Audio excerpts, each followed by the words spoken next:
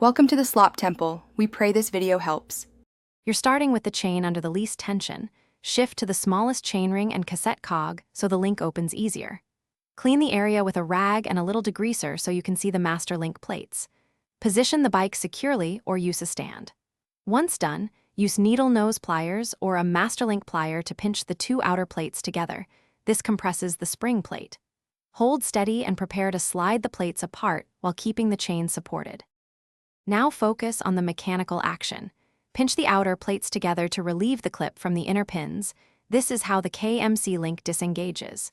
If the clip resists, pull the chain slightly so the link's shoulders clear the pins and then press again.